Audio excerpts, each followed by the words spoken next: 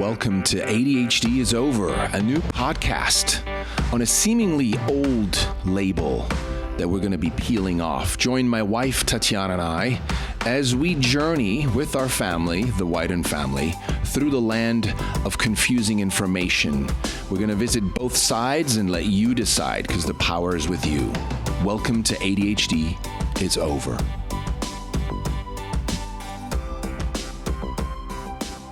Welcome back to yet another episode on our favorite topic, ADHD. ADHD is over because we say so, and today my favorite guest, my wife Tatiana. Welcome. Hello. You're not my guest, you're my partner, but since I am often ranting myself on the topic, it is always a pleasure to have a conversation with my partner. Thank you. So ADHD is over.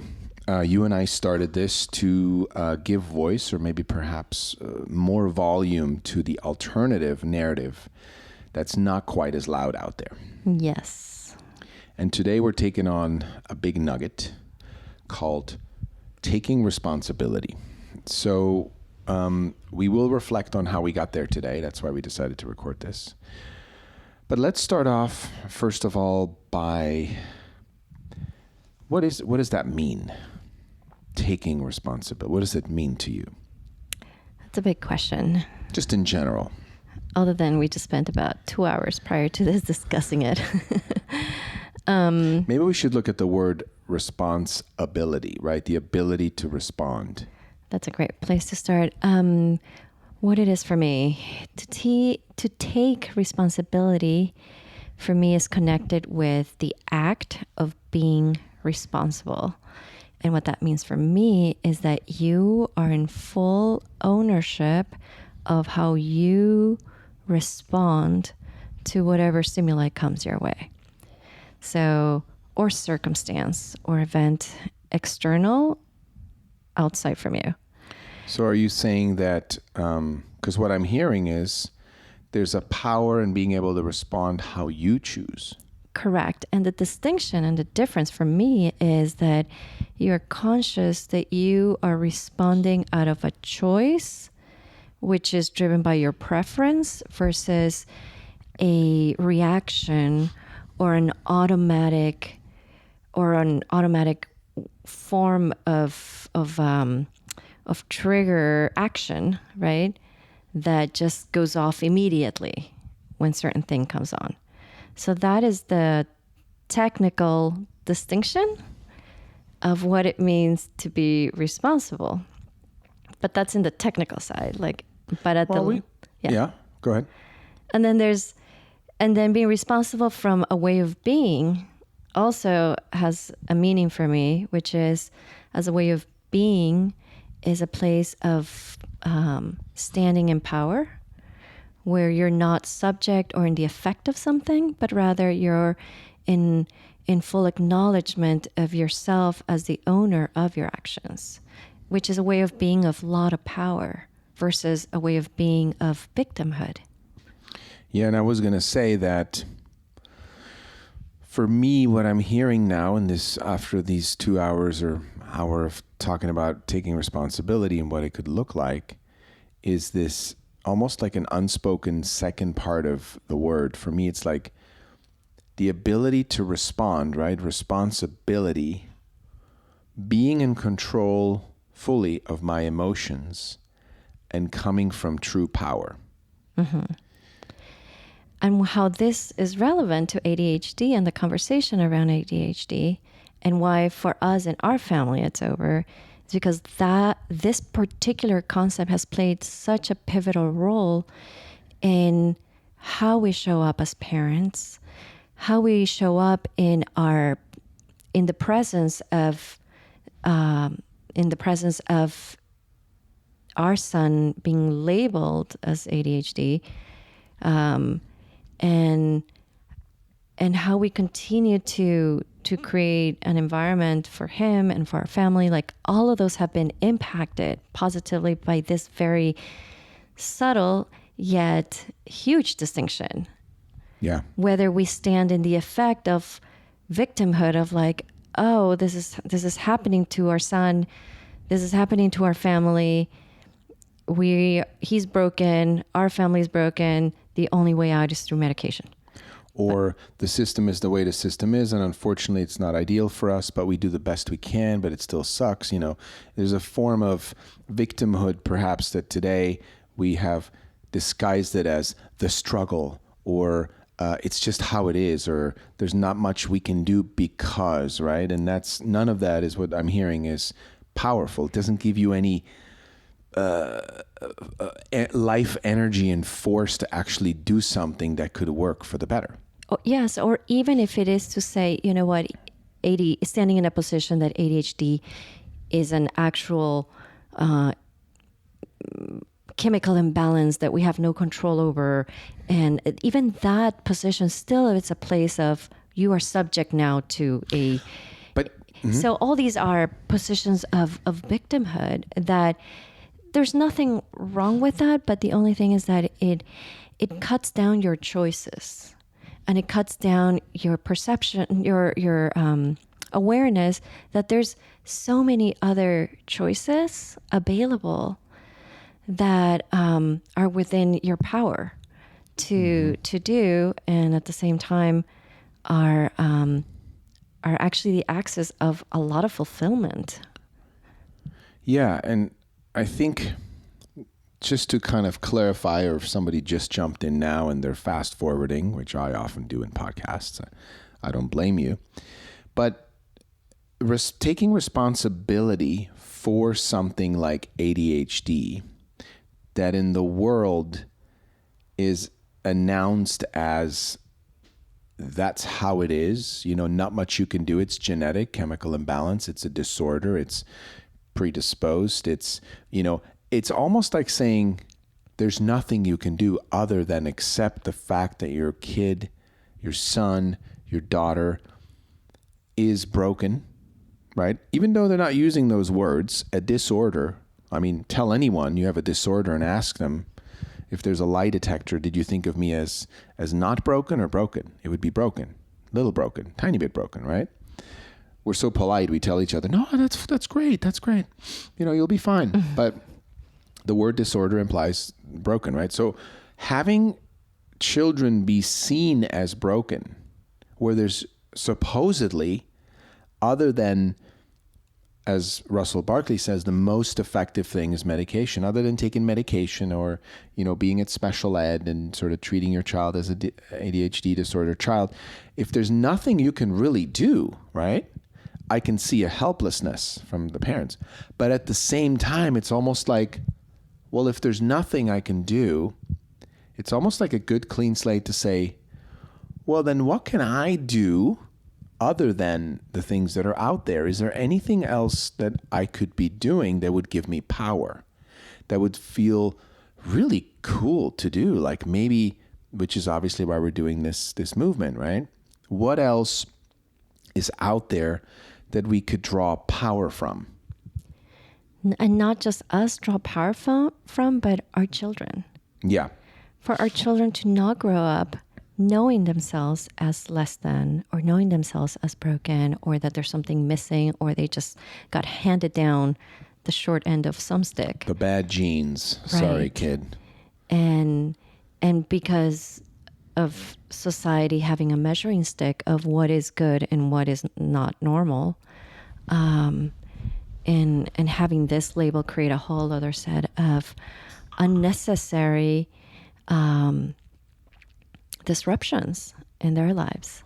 Yeah, and what I was, perhaps it's a complicated concept. What I meant to say is, like, sometimes when we say it's just how it is in life, it's God's will and there's nothing you can do, it's almost more powerful to start thinking, okay, well, supposedly there's nothing I can do. What could I do? Is there something I'm not, versus just throwing everything down and say, we're screwed here. Let's just cruise to the end of life. Right. So that's where it takes us back to personal responsibility.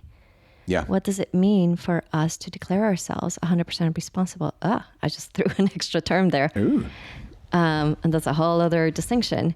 One is, what does it mean us as parents to be fully responsible? So are you saying... is one thing. being fully responsible to have a child with ADHD Yes. in our lives. Correct. And I think that's really what the episode is about. And not to bypass what it slipped out of my Your mouth. my mouth, which I added, what does it mean to be 100% responsible? Which is a whole other conversation. Yes, because if you say genetic disorder, imbalance, blah, blah, blah, as a parent, you feel like you have maybe 25% of, let's give them a medication, maybe some special ed, some exercise, a little bit of food. You do some things that you have power over. But I think I would guess that most parents feel that's like 20, 30, maybe 40%. But you're saying 100%. Yes. And I think that's taking the game to another ante, right? Like, what does it mean for us to be and declare ourselves 100% responsible? Yeah. Obviously, that is a statement that triggers many people. It brings up a lot of things for many people. Well, I would say right now, parents listening that have children with ADHD are probably thinking, what the fuck are you talking about, woman? Yes. 100% responsible for my son's disorder? Correct. You better fucking explain it.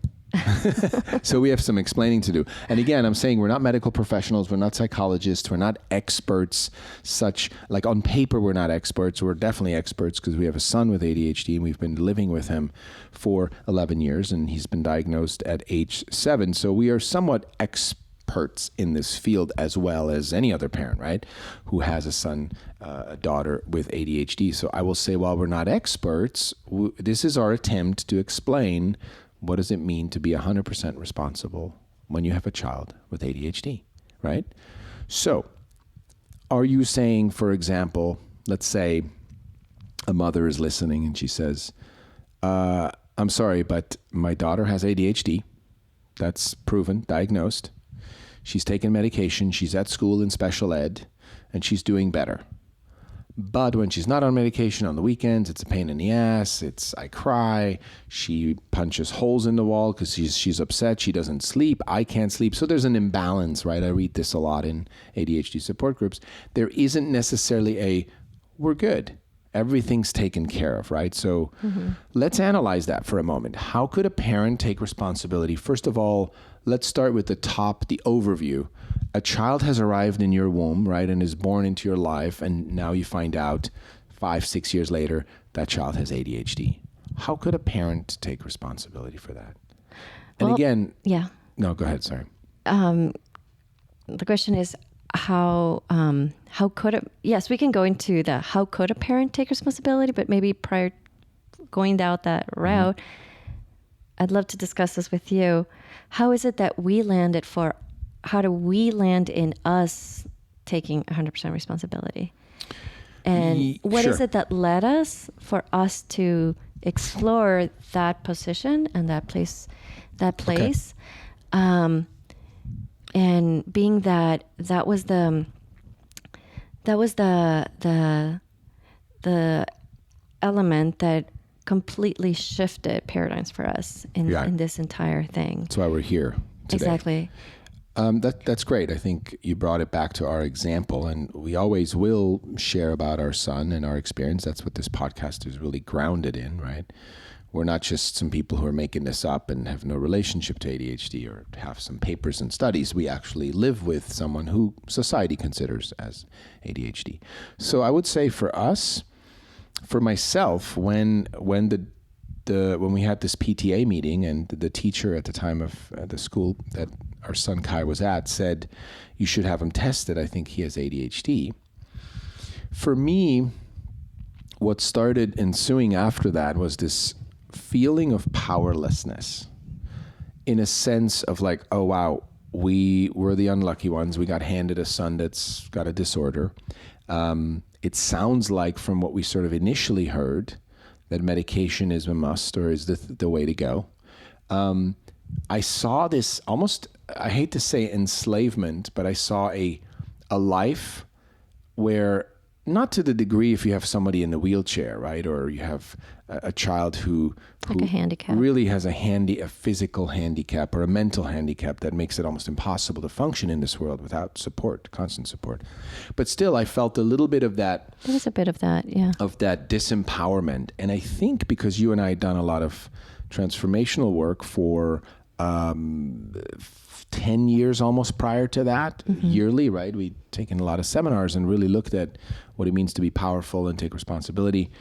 And thanks to that, I think I felt like, okay, I don't feel a lot of power around it. How can I have power? And by power, if you're listening, I mean not like go back and yell at the teacher and say, F you, we're not going to blah, blah, blah, blah. Just power isn't like, how do I feel good about creating a life with my family that's inspiring and loving and I feel good about it? I think that's a good distinction of what power is, because I think many people would think power exactly that. Power is not force. Exactly. Power is not having, going anti-pharma and protesting and fighting against the institution or the educational institution who's doing this.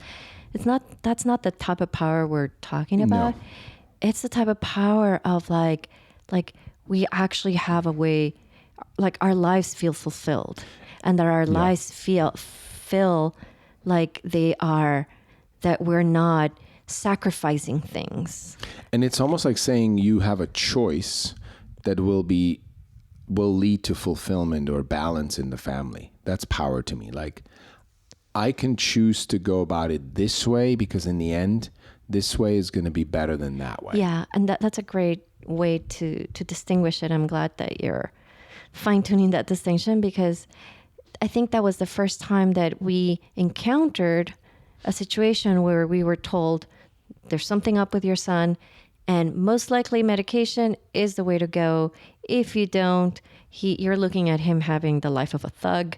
He's going to end up, I won't use that word, thug. No, they said he's going to end up self-medicating with drugs. Self-medicating with drugs. And some end up in jail. Those were the words. Correct. So that's what we're looking at, right? That's the pain point of a parent going like, oh shit, I don't want that. Exactly. But even saying, I don't want that, give me the medication. Let's avoid that entire scenario. Medicate my child, the right thing to do. Even that doesn't feel like a fulfilled life. Like, we now have a child that is totally drugged up. That has not to make that wrong, if you're listening and your children are on medication, we're not judging that from a wrong or right. We're judging it from if someone's child is on medication and the family is truly at peace and fulfilled and everything else works, and I mean everything else works, good on you. Correct. Because please continue that. Absolutely. If not, we're just saying with our movement, look a little deeper, look in other corners, listen to other stories. Perhaps you can draw power from that. Yeah, I think, and it's just in our particular situation. And as Roma mentioned, if anybody's made the choice to give medication to their children and they feel that it's actually improved the quality of life and it's made everyone feel a greater sense of groundedness and goodness in the overall well-being of the family, absolutely, more power. But I think in our sense, it was the first time that we were confronted with just checking in with our guts and be like, what feels good, right? Like, what feels right? That, yes, we can have a very official document of a very official expert person who's focused on doing these diagnoses, one after the other. They've seen it. They've seen it, as expert as they get in being able to, dictate and label and say, yes, this is an official case of ADHD, and yes, medication is what's needed, which is in our case. Yep. Where we can take something that by the agreement of society, the medical psychiatric world, it's a definitive that this is the case. It has agreement. It has an agreement, exactly, where we can take something like that and still look at it and be like, excuse me, or we can look at a document like that and be like, yes, it's saying one thing. At the same time, it just does not feel right. Right. And you could say it's a very subjective thing. It's a very subtle thing, right? Yet it just did not feel right for us. It did. And I think you tapped into why it did not feel right for us. I think for what we now know, after doing all these personal development work, seminars, and we've done years and years and years of it, that, and those are very different work than parenting or business or education. Yeah. Right. but we could like now feel the difference from like, you know, we now know what it feels to be in a place of disempowerment as much as a place of empowerment. And this one felt so completely unempowering for us. And I think that was the beginning of thinking like, there's gotta be something else, right? Like, and you know what an important point for me was when you started crying, you started to get sort of emotional right after she had said that, right? She said, I think your child has ADHD. And for purposes of our listeners, Roman's referring to the first time a teacher told us. During a PTA meeting at the Correct. school, this teacher said to us that our son might have ADHD, and you started crying. And I remember her looking at you with love, saying, it's okay, don't worry, you'll get used to it. And I remember those words, and I remember seeing her emotions, and it didn't quite click for me, because what I heard was, this is normal, right? Quote unquote normal, that you will first cry, then you get used to it, like as in there's nothing you can do, you have a broken child, like you just accept it, mm-hmm. right? And we'll talk about acceptance later as well. Of course, you do want to accept, certain things in life. Fighting isn't going to make a difference. But in this case, she said, your son's broken and don't worry, it's normal to cry first, but then you get used to it. Mm-hmm. And it was in that moment that I thought, used to which part? That you have a broken child, right? And it almost felt like an unspoken agreement to continue that label of you now have a disordered child.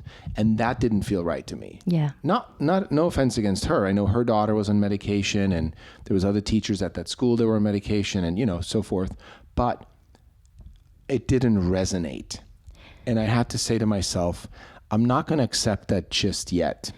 Right. Yeah. And you and I had many discussions. I mean, for those of you listening, for those parents listening, we've had probably 3 moments within maybe a 6 months period where we thought maybe we need to medicate him. Maybe he is really kind of out there and he doesn't behave and stuff. And that was while we were still at the same school, because we had also tried, like they had recommended, occupational therapy and behavioral therapy. And we did that, and a therapist came to the school. And as you know, we went through that, and it was a horrible experience.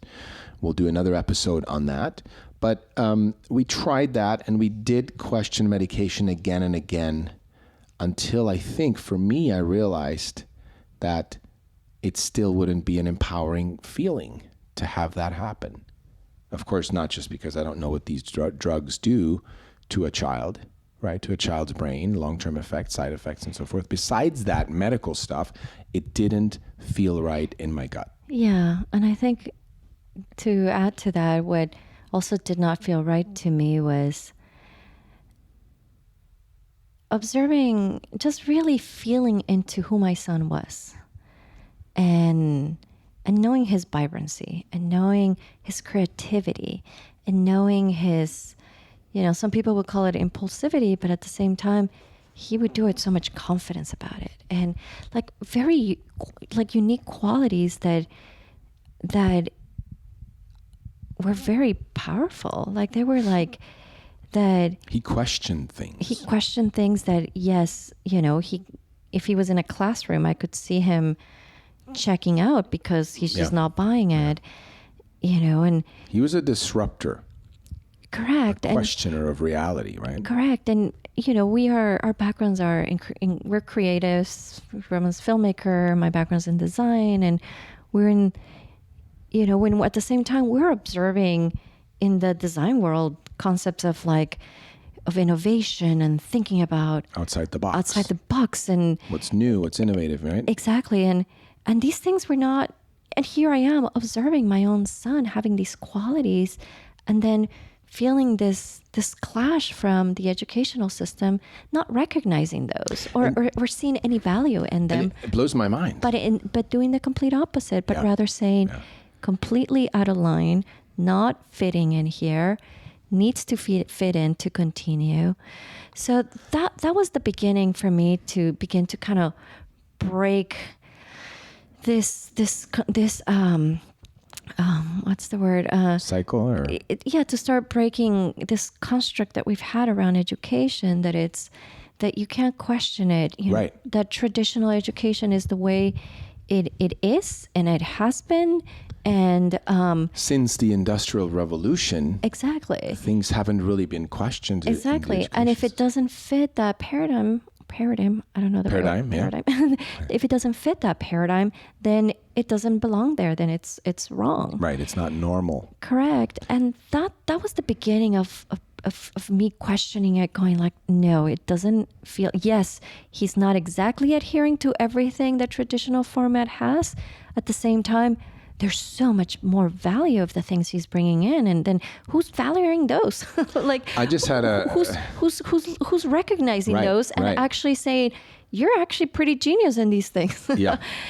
And, a lot of that's why, as we have discovered in a documentary, a lot of disruptors and innovators in today's world, just to mention somebody like Elon Musk or Steve Jobs or even Mark Zuckerberg, people who've dropped out of high school or college, right? Because they figured this isn't going to serve me and this isn't going to really let me unfold, and I am already ahead of the curve. I'm more curious about learning than they're allowing me to be, right? That system, I just had this vision that 20 years from now, we're going to look back just like we now look back at when doctors used to sell cigarettes, and they used to literally say cigarettes are approved by doctors. Yeah. And you look back now and you go like, oh my God, what were we thinking? I think there's going to be a time in 20, 30 years, hopefully sooner, where we look back and go, remember we used to medicate kids to be able to fit into that one school system. Now we have like 6 school systems, and now different learners can learn differently. And, I just got present to that, because that's all it is kids don't naturally start to act like there's something wrong with them until they hit some kind of schooling age. It could be preschool for some. For most of them, the diagnosis is around, hitting school age, kinder or first grade. So like between 5 and 7, right? And so a lot of them grow out of it once they're done with school. There's actually studies, right? So again, you and I, what we felt was like, here's this old, antiquated school system telling us that our son wasn't made for it. And we're thinking, well, yeah, it's 2012. Our son is of the next generation. He's not going to respect just sitting down, listening to a teacher up front has a boring teaching style and who's teaching boring stuff that's antiquated that he can Google and YouTube now, right? So let's go back there for a second, because we were clear something needed to happen, and we stuck it out for that school year with some therapy. With an occupational therapist coming to school. That did not work out. That was actually a pretty bad experience for Khai, and we asked for a replacement. It didn't happen, and then we stopped it, and then the school year ended, and we decided to move Khai from a fairly traditional school model over to self-directed education, child-led, right, at Play Mountain Place in Culver City. So the point here is, I feel as parents, we took responsibility that in that environment, our son wouldn't foster and thrive, and we would have to turn to medication, which didn't feel right. So we actually took it upon us, and most parents listening know what it takes to switch schools. It's not an easy task, right? We'd rather be comfortable and stay there and maybe medicate, or it's easier if for other reasons, could be financial. But we said we are responsible for our son's well-being, and we're going to find a school that works for him. Correct. And that was our next move. Correct. Yeah, that was the beginning for us to step into responsibility. And yes, every parent is responsible for their children, and every parent exerts responsibility, but by always choosing, I think all of us, there wouldn't be a parent saying, I'm not making a choice for my child that I wouldn't feel is the responsible thing to do. It just depends what they've been taught and how they're raised is what responsibility is. It's not just it's your child because it has a birth certificate and you should raise it. Right. So I think that's the difference from 100% responsibility to like, it is the responsible thing to do. Yeah. Yes, I think it could also be argued that the responsible thing to do is to follow what the doctors say. And right. The diagnosis said he needs medication. So that is the responsible thing to do. Right. Quote unquote. It could look that way, and it often does, Correct. And I think that's why many parents choose to do that, right? sorry, I had this, and remind me, I don't want to interrupt you now, but I want to talk about asthma as well and this little experience you and I had. Okay. So I just want to distinguish that form of responsibility, because no parent would deny that they would do something irresponsible for their children knowingly, right? Yeah. Yet for us, as that's how we started this episode, what does it mean for us to be personally responsible, and what does it mean for us to take 100% responsibility? And what that does and what that means for us is to actually take it inward within ourselves and declare ourselves the cause in the matter of what is taking place. So it's a difference between doing what's supposed to be the responsible thing based on society's norm, which is an external measurement, right? Society says blank, right? Society says this is the responsible thing to do, Right. By dictation of a doctor or an educational system, etc., right? Versus declaring ourselves responsible, right, in control of our response for what we're experiencing. Yeah. So I just wanted to clarify that, because this is what began our process as we were encountering these situations of Khai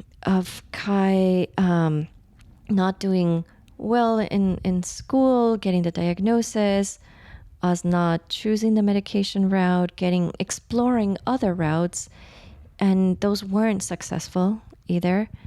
And as we are, in a way, exhausting our quote unquote options, I think that exhaustion of those options is what led us to then look at the last thing we could look at, which is ourselves. Right. Like you and me.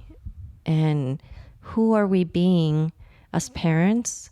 Who are we being with As husband and wife? Husband and wife. The As choices, business owners, workers. the choices we're making around our lives. Right. And it was that point of view that started to open up new insights and more choices when we thought there weren't that many.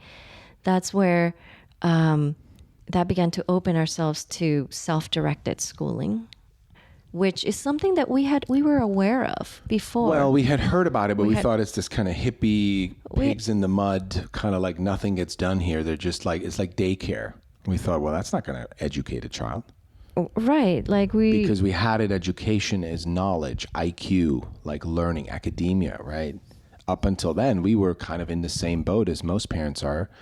They think when they hear education or school, you have to inhale knowledge, right? And we now, and this is jumping forward, we're now aware of that the most important knowledge or the most important learning really happens at the level of play, emotional intelligence, relationships between children, problem solve, conflict resolution, all the things that you can't really learn and memorize, but you have to experience them in a context that's safe. But had we not opened ourselves up to now step into this form of education, I think it's what began to just continue to solidify this new position of like, okay, great. How else can we continue to be 100% responsible? Well, and I just want to say two things. First of all, I'll go with the quicker one, which is I remember going to the new school and explaining what had happened to us. And I remember the Judy, who's leading the school, said, she was listening. She was one of the most amazing listeners ever, right? She was listening with compassion. She didn't interrupt. She didn't say anything. She just listened. So when we were done, she just kind of smiled. And I was thinking like, okay, wait, but you're supposed to say something now, like, well, what we do here with children who have ADHD is blah, blah, blah, right? And she didn't say anything. And I remember saying, so how do you guys deal with children who, And she was like, I know what? And I said, that have ADHD. And I remember her looking at me and she said, yeah, we have kids here who are more energetic and perhaps, go from one thing to the next, but that's what we're all about. We want them to explore what they want to experience at any given moment and have that freedom to do so. And I was like, huh. And I remember her saying, don't worry. Even if your children are not going to read and write at the same speed as other kids, and they're not going to do homework and have grades, and there's going to be kids of all ages, you just have to trust that they will have a true childhood. And I was like, whoa. Yeah. Okay. And that was our kind of like, yeah, let's give this. And I remember talking to one of the teachers, Trudy, who was also in our film, who 3 weeks in, I said, hey, Trudy, can I ask you questions? So now that you've seen Khai, like, does he have, do you think he has ADHD? And she's like, I don't think he has anything. He's just a kid. He's amazing. He's creative. He's helping us. He challenges our ways of being, and we grow, and he's loud sometimes, but people calm him down. Like, he's just a kid. And I remember thinking, like, wow, how come this isn't the norm in education out there? We'll get into why, but so I just want to say that was the moment for me when I realized, okay, we trusted our intuition. We went inside and we said, how can we be responsible? First of all, it was switching schools. I would say to anyone listening, you don't have to switch schools. If you can't switch schools right now, I get it. But one of the first things to look at is that the right school for your child, right? Because we always think, oh, it's the right school for my child because that's the school that will feed into this Ivy League track. And yes, it is the right school for my child. So I just need to medicate him so he'll get through it. We will say that if it's not the right school for the child, that's the first place to look and create change. And there's options. There's many options. There's financial help. There's co-ops. There's, I'm not trying to point any fingers, but when someone says we can't, to me, that's what you were referring to earlier. That's not really taking responsibility to be powerful in a situation. Right. Yeah. And I think it was stepping into the space, into the school that already, in a way, challenged our old forms of thinking. It challenged the type of education we thought was normal and typical and what every child, like we went to traditional schools ourselves. And there's no reason why our children should follow exactly on the same path. And so it really challenged that. And as we continued in this education, there was so much really great emphasis on teaching parents emotional intelligence and nonviolent communication and new ways to interact with children and give them the space for their emotions and things that were actually very new to us. And I like what you said yesterday. We've actually gotten more effective parenting lessons at that school in 5 hours every 6 months than we had ever gotten before in our lives. At least for me. Yeah, no, for me too. And what was interesting for me is that it was all those lessons that we were getting as parents within the school on even doing something as simple as how to be with their emotions, that I learned so much about my own emotions and about how I would get triggered with Khai whenever he was being very what for me I would register in my brain as he's being confronting, he's being a little demanding or never saying thank you and never, right. Like all these things that he wasn't conforming, quote unquote, I would get very triggered. And then all of a sudden I would go into reaction mode of, wanting to raise my voice or put him in his place or do all sorts of stuff that you could say were justified, quote unquote, as a parent of a child who's not behaving, quote unquote, right? Yeah. It really challenged me on that. And it also gave me a new place to stay, as in, why am I getting triggered? And that was the beginning of me saying, how can I be 100% responsible? Because clearly there's work that I need to do as a parent, work that is 100% on me to look at, right? Here's my son who's been placed in my life, and he is pushing certain buttons. And can I possibly stand in a place to say, it's not, there's something wrong with him for pushing my buttons, but more like, let me look at these buttons that are getting pushed Yeah. and why. And do you like it when he pushes your button? Do you like how you react? Does it fulfill your life? If not, there's some work to be done that gives you power. Yes, because who I would become whenever he would push my buttons wasn't a very nice person. Yeah. I was a very angry mom. And I will say, we still are going through this. I mean, you had a moment, a week ago, right? I have moments here and there where I just become a jerk, where I'm like reacting from my triggers and I'm not handling my emotions, but he reminds us again and again so we can work on it. Yes, and this is where like a big realization started to dawn on me of like the same things that he would trigger me. Let's see, the things that would get triggered in me, not that he is doing that to me. He just does what he does. Yeah. More like the things that were getting triggered in me were the exact things that I know from personal development work are the things that I'm working on. I've been working on in transforming within me. And at the same time, these are the things that he already possessed. And what I mean by that is there's a strength and confidence that he has, that he's very certain about many things. Yeah.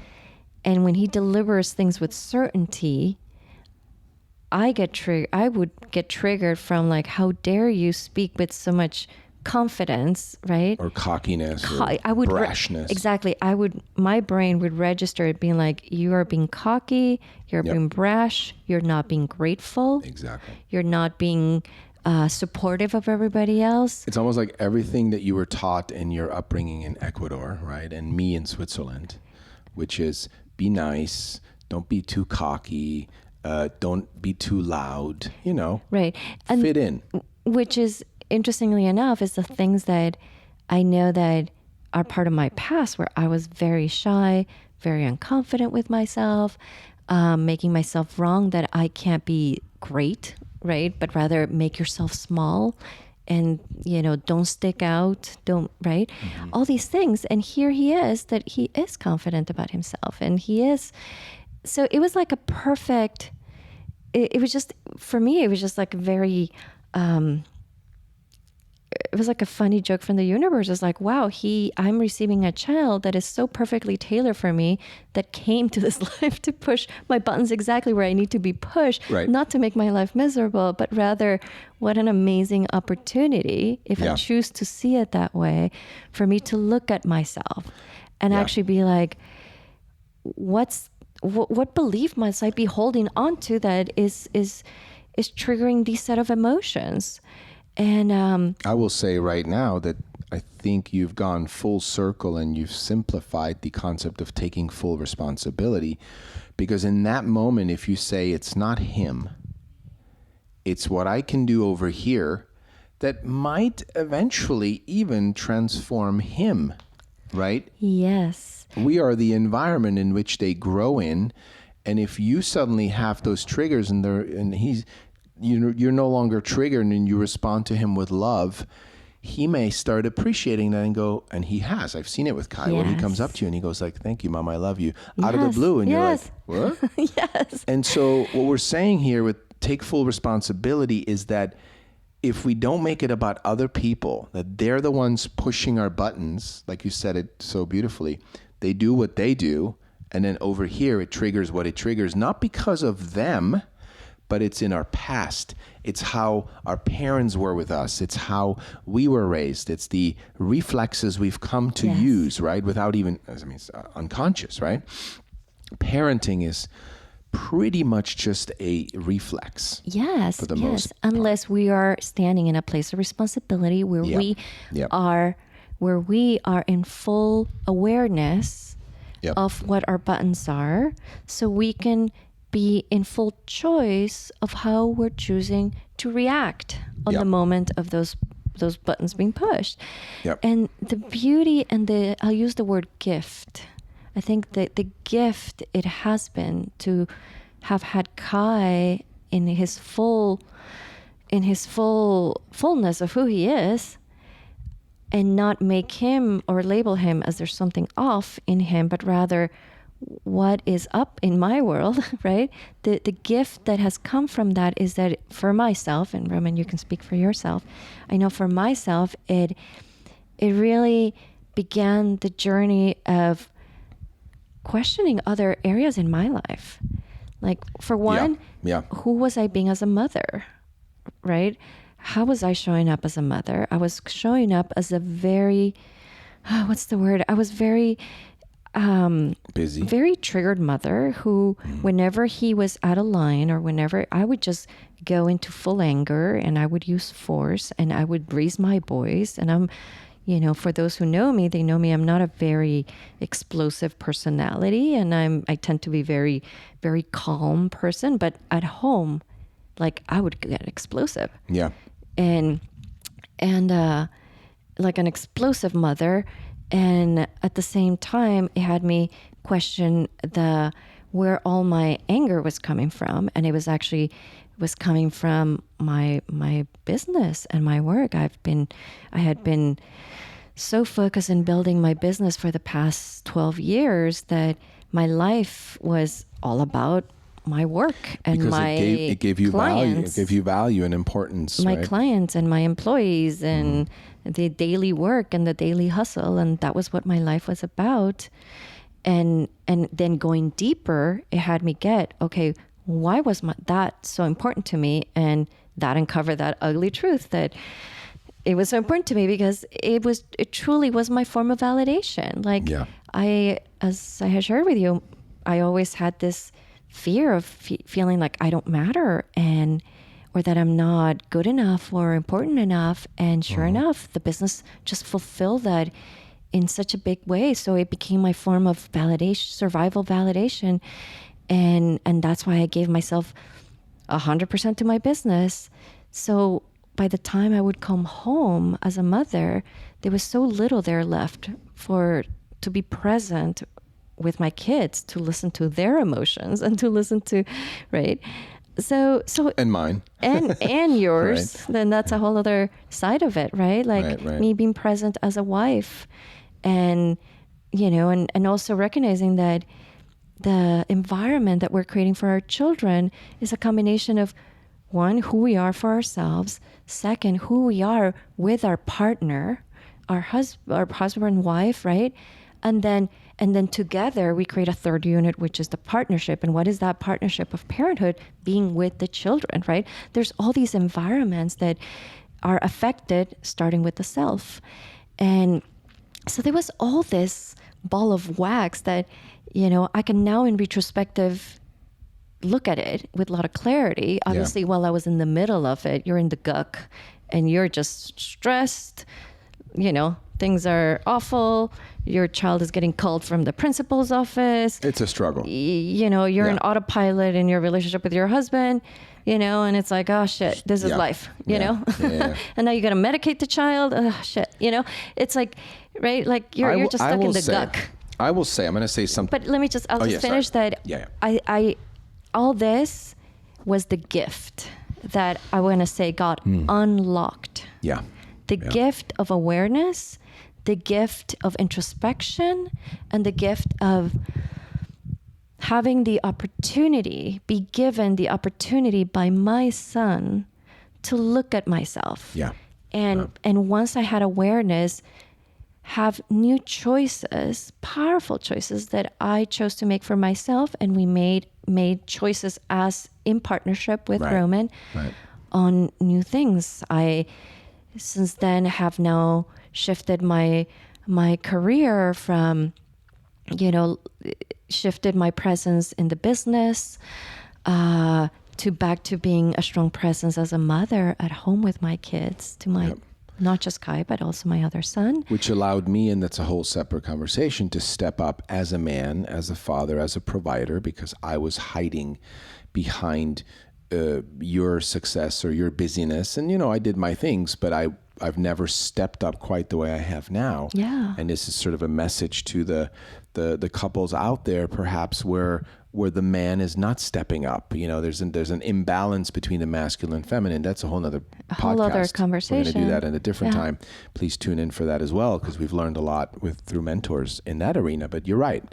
it was this complete change, right, that we embarked on. But before we go there, that in itself is a different episode of things we've changed, right, to get here.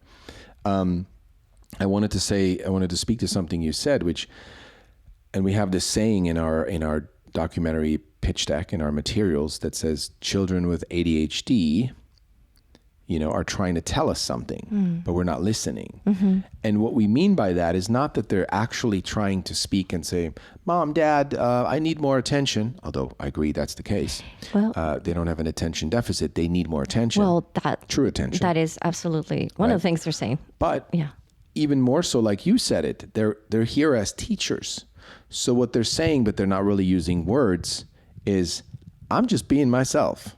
If anything comes up for you, give it a look. Maybe there's something to transform. Now, they're not saying that, but the power that we're talking about, the responsibility that a parent can stand in or come from, is to say, just like you did, he triggers this in me.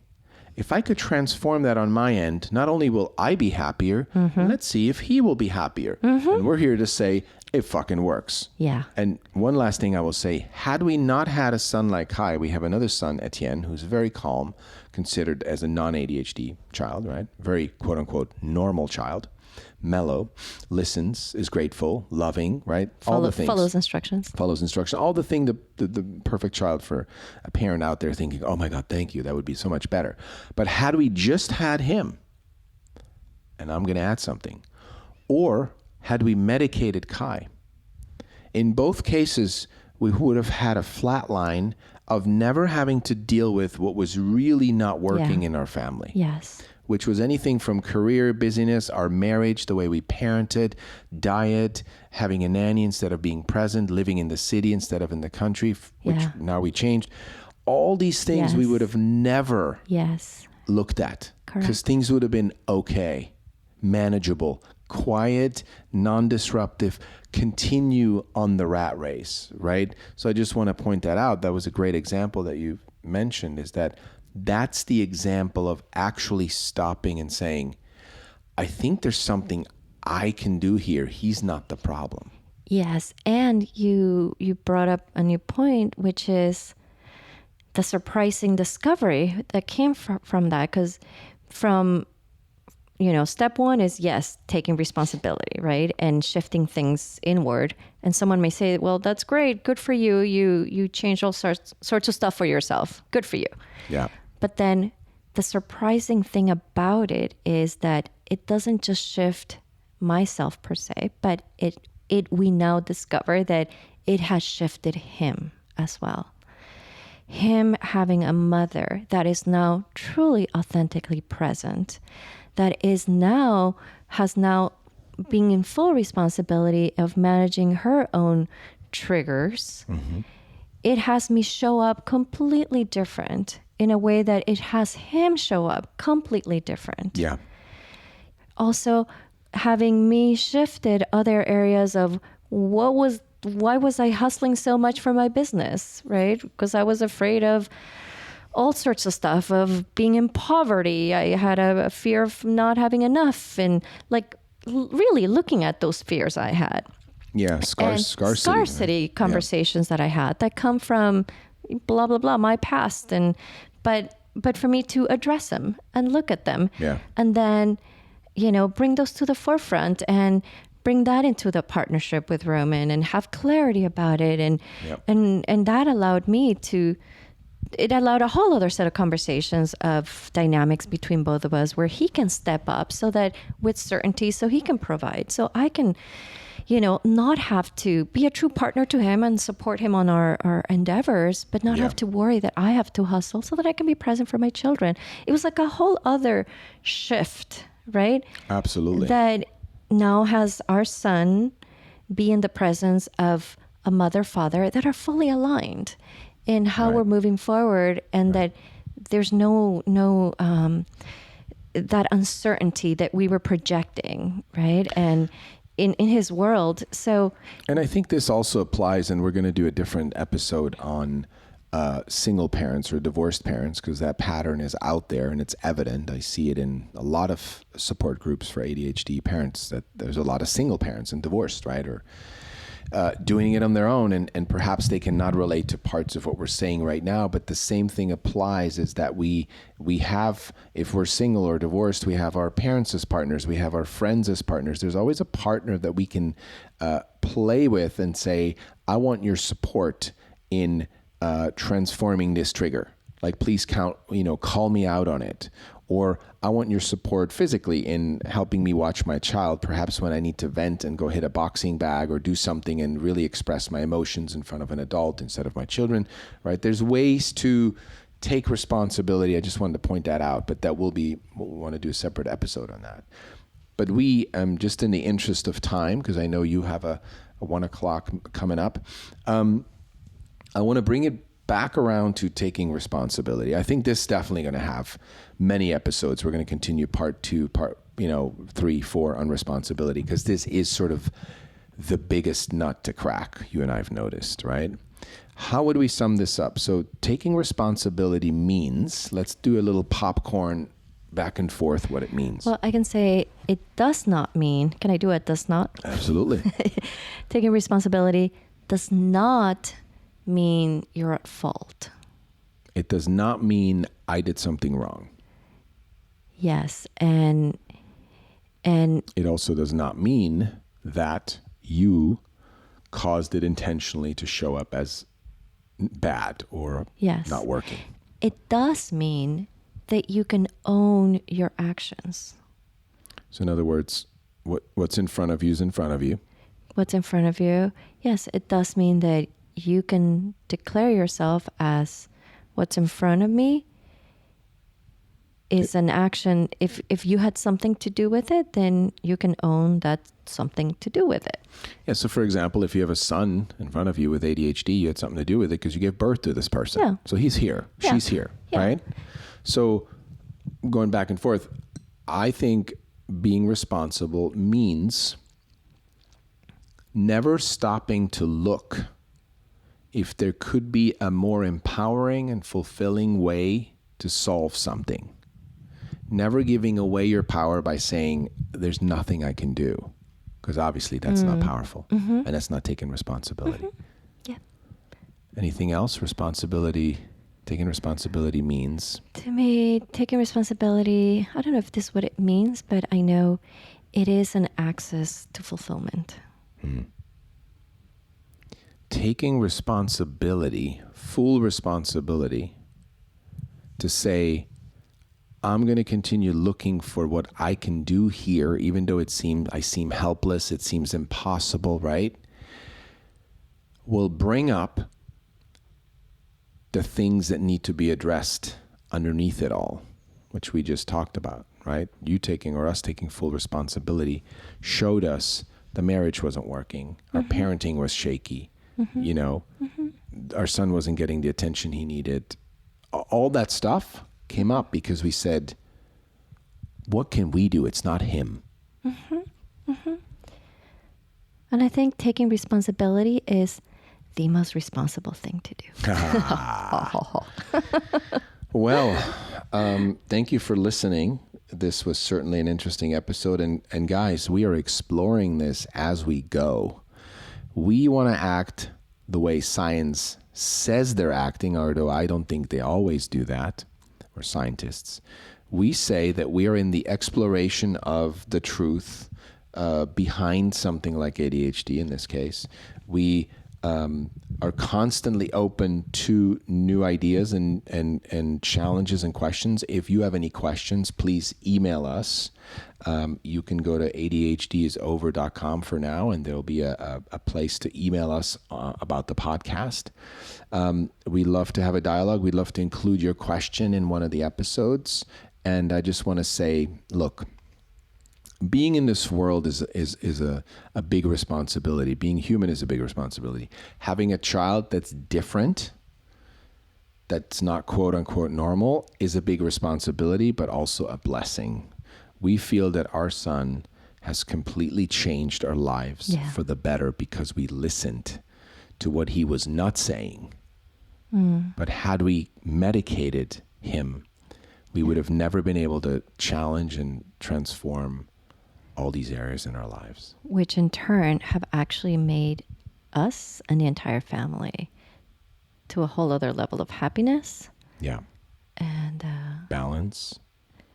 And fulfillment that would not have been possible. So, let's listen to what our kids are actually saying, not what we think they're saying or they're trying to say. Life coaches they are, those little ones, huh? Anyway, until next time on ADHD's Over, have an amazing day. Bye.